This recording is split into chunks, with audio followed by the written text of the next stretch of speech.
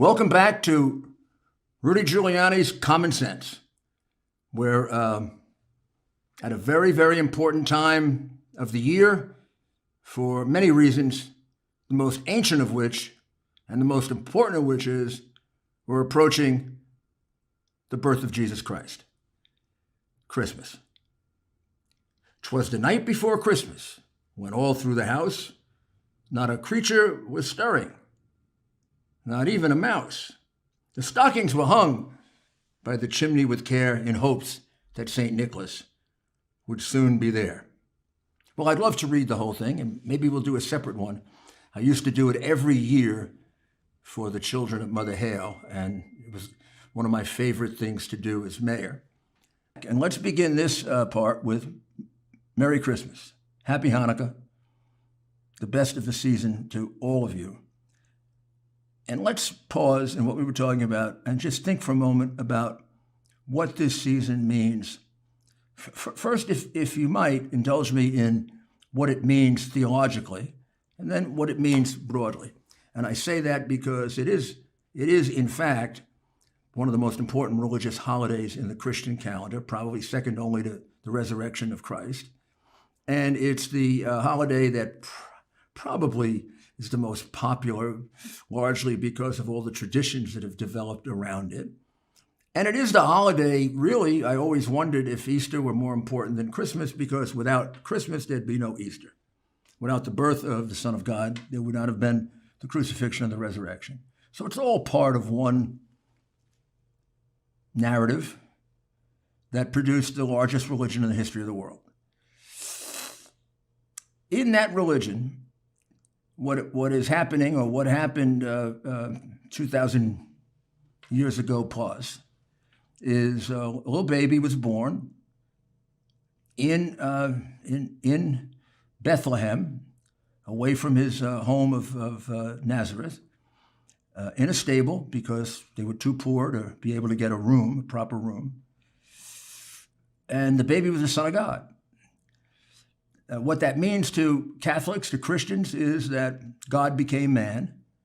God became man to wipe away the sins committed by Adam and Eve, the original sin with which man inflicted himself, to give man a clean start, not to give man a clear, definite, predetermined road to eternity and heaven, but to give man a fair and honest shot at it, by not being burdened with sin, but being given free will to make the decision between doing the right thing and the wrong thing, and therefore earning his place in the larger, greater universe of things that we can only vaguely see.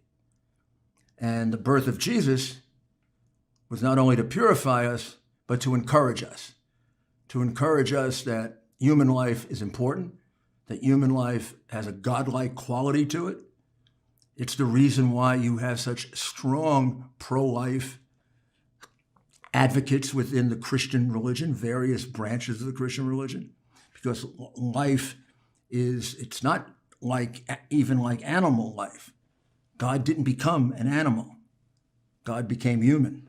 It said something about the importance of you as a human being and the importance of your life, and your importance to him as your creator. Beyond the religious view, which we'll get beyond the theology of it, it's a beautiful, beautiful indication of how important human beings are.